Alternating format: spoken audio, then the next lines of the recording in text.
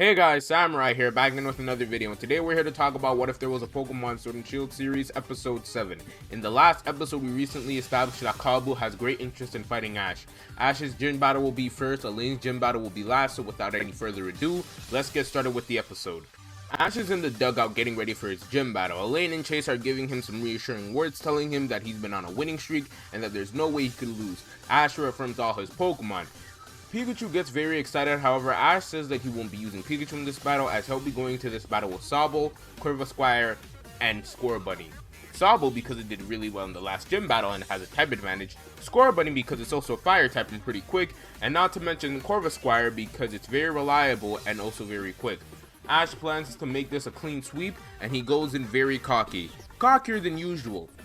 So the battle starts out as any typical battle would. There's a good back and forth until Sobble loses to Arcanine. Kabu's Arcanine knows the move Thunder Fang, and that's a huge blow to Sobble. And since Sobble doesn't really have many defensive moves, it gets knocked out fairly quickly. However, Ash's Corvisquire is able to tie with Arcanine. However, Ninetales is still up and is stronger than ever. This is where Ash sends out Scorbunny, and Scorbunny is able to knock out Ninetales until Kabu sends out his last Pokemon, being Centiskorch. Centiskorch just wails on Scorbunny with its long body wrapping around Scorbunny. Scorbunny can't counter or kick or use any of its moves. Scorbunny is knocked out. This is the first time Ash has actually lost in the series. It's very shocking to everybody in the stands, including Chase and Elaine. Ash is surprised by this too. He didn't think that he would lose this early. However, this doesn't depress him. In fact, it reinvigorates him. This is where Kabu has a discussion with Ash. He says that your will wasn't strong enough to match Scorbunny's fire. He explains that fire types match the will of their trainer and that their flame will burn brighter, matched to the trainer's will. Ash takes this information to heart, and then he goes off the train. Next up, we have Chase. Now Chase does really well here. He's losing all the tips he gained from Ash, however, it's more due to his inexperience and willing to rush into things that result in his loss here. He also goes to train with Ash. Elaine's next up. Now Elaine is actually winning at first. She's doing really well. She's taking all the lessons she got from Nessa and from her battles with Marnie into effect here and coming up with strategies beforehand. Her strategy here is to have Yamper paralyze most of Kabu's team, since Kabu's team is pretty fast, similar to Nessa's. She's able to do this successfully and get her gym badge. Kabu congratulates her on a job well done. However, he does give her some information that there's going to be a raffle held in the center of the city. Ash and Chase weren't interested in it because they wanted to train to beat Kabu. And that's what they went to go do. So Elaine gets to this raffle. It's being held by Leon. This is the egg raffle where you can win an egg from Leon. And Elaine manages to win it through sheer luck. So when she gets the egg turns out to be a Charmander egg, this being similar to the egg you would get in the games from Leon. This Charmander is capable of Dynamaxing. Will it Dynamax in the future? Who knows? Now we can go back to Ash and Chase's training. They're training with each other as they figure this is the best way to grow. Ash is trying to take what Kabu said to heart. He's trying to become stronger and make himself more stoic-like, but he realizes that isn't who he is. Ash decides to have fun with battling, and this is where Scorbunny starts to improve.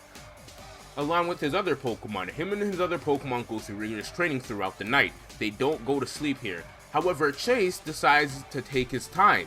He's trying to be a lot like Ash, but he remembers that he's his own person and has his own battle style. Chase goes into battle Kabu the next day.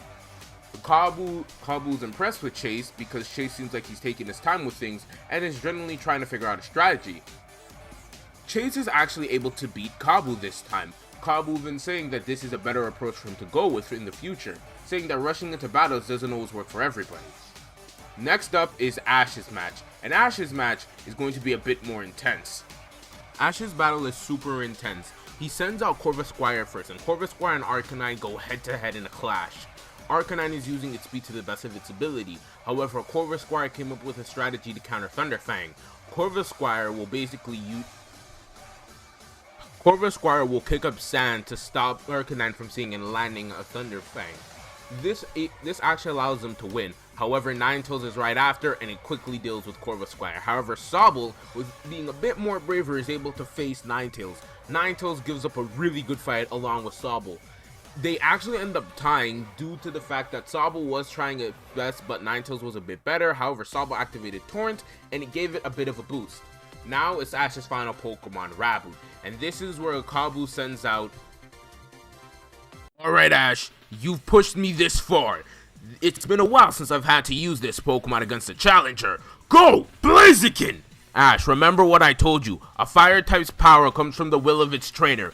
This is what Blaziken embodies. Okay then, Score Bunny, let's go! Let's see just how bright our fire can burn! Quick attack! Bring it! Close combat and then follow up with Blaze Kick! Dodge! Then use Electro Ball! Use close combat once again! Counter with Low Kick! That won't be enough! Flamethrower! Flamethrower! How strong is your will? If you can't overcome this, then you won't last long in this challenge! Score Bunny, you gotta remember, you gotta keep fighting, even when you're down to your last spark! How about that? That won't change anything! Brave Bird! Quick attack. Wait, that's... Okay! Flame Charge, go! So this is your power. However, it's time to end this! Full power Brave Bird once again! Alright! No holding back! Use Flame Charge! Good job, Ash. I have to commend you on an amazing battle. You pushed me to the limit. Your will surpassed mine's today. After the gym battle, Kabu congratulates Ash on a job well done. Ash proceeds to walk outside the gym, celebrating with Chase and Elaine. This is where Ash bumps into Lucas again. Lucas was just about to leave. However, Kabu illuminates them on the fact that they should stay a couple more days, as there's going to be a big tournament being held for the gym challengers. It's called the Unite Champion Cup. This Unite Champion Cup is a tournament held with the Galar gym trainers on an island that they go to around every year. This is made to study the unique Eos energy of the region, not to mention just for them to have a fun time before they continue with the rest of the gym challenge. It's always fun, and they always bring in some gym leaders as sleeper teams. However, Ash and Lucas decide to have a one-on-one battle here instead of waiting all that time for the tournament to start. This is when we first get to see one of Lucas's Pokemon. Lucas sends out Duod, while Ash sends out his newly evolved Raboot.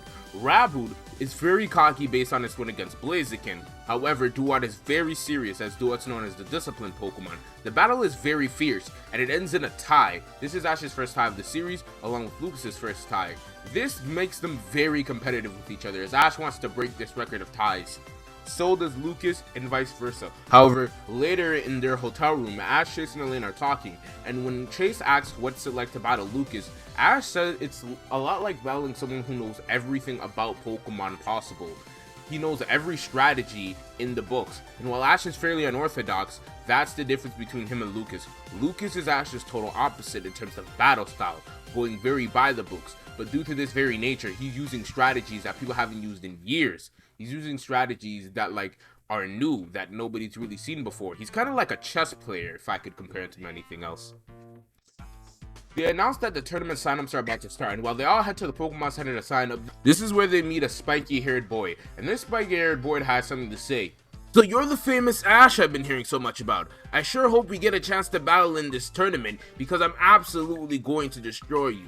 Get ready to get decked. I'm Rinto, by the way." This is where Ash states that this guy reminds him of a couple of people in his past. This would clearly be a nod to Gary.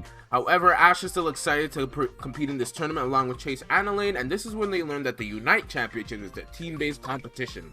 They of course make a team with the three of them, calling themselves Team Wild. And that ends the season 1 finale of Pokemon Sword and Shield, the series. I'm going to be going on a bit of a break from uploading for about a week and a half, but I might upload a complete season 1 video of Pokemon Sword and Shield, the series. So stay tuned for that. Anyways, Samurai out.